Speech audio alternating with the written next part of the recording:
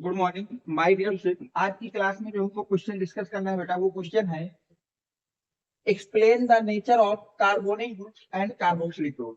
Carbonyl group and carboxylic group के nature को explain करना है। ये क्वेश्चन की अगर हम बात करें बेटा, तो प्रीवियस ईयर बोर्ड एग्जाम में 2025 में आपसे पूछा गया था। स्टेट नंबर था 347 केबी।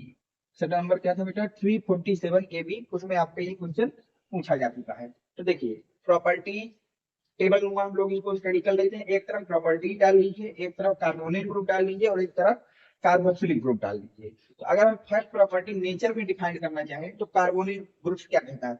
The carbonyl group consist of a carbon atom double bonded to an oxygen. जो कार्बोनिल ग्रुप होता है उसके पास एक कार्बन एटम होता है जो कि ऑक्सीजन के साथ डबल बॉन्ड में होता है, जैसे आपको ये दिख रहा है। ठीक है, इसमें से बेटा कार्बोनिल ग्रुप के पास 3 सिग्मा और 1 पाई बॉन्ड कंटेन होते हैं। ये सिग्मा, ये सिग्मा, ये सिग्मा और ये पाई। इधर आते हैं, the carboxylic group is, carboxylic group ये होता है बेटा C double bond O O H containing both a carbonyl and hydroxyl group.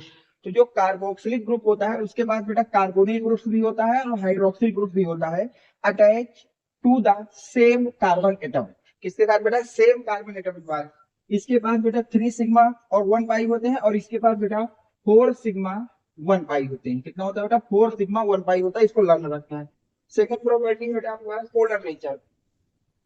तो the carbonyl bond is polar because oxygen is more electronegative than carbon. तो बोला गया है कि जो कार्बोनिल ग्रुप होता है ये पोलर नेचर का होता है। रीजन क्या है कि ऑक्सीजन की इलेक्ट्रोनेगेटिविटी मोर देन या ग्रेटर देन होती है किसके कंपेरिजन बेटा? कार्बन में। तो ये जो बेटा बॉन्ड होता है, ध्यान समझिए बेटा, कार्बन और ऑक्सीजन के बीच।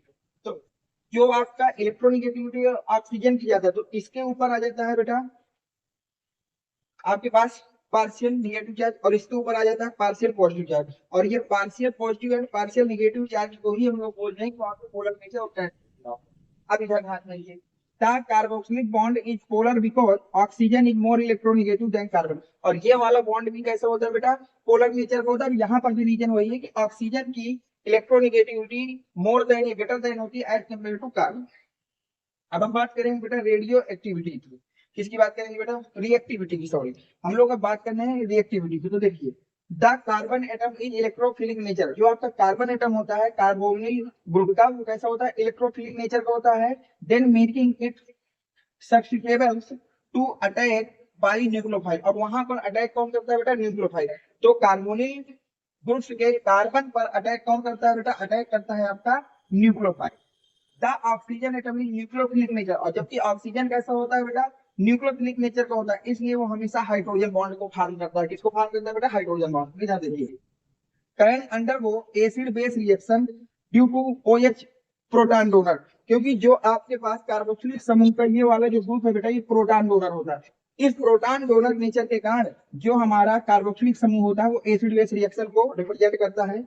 कैन फॉर्म एस्टर, वो एस्टर को भी बनाने में यूज होता है, एमाइड्स को भी बनाने में यूज होता है, एंड एनहाइड्राइड को भी बनाने में हम इसको यूज करते हैं। तो ये पूरा इसका एक्सप्लेनेशन था। अगर कोई भी डाउट हो तो कमेंट सेक्शन में जरूर पूछिएगा बेटा। Thanks for watching, next video coming soon.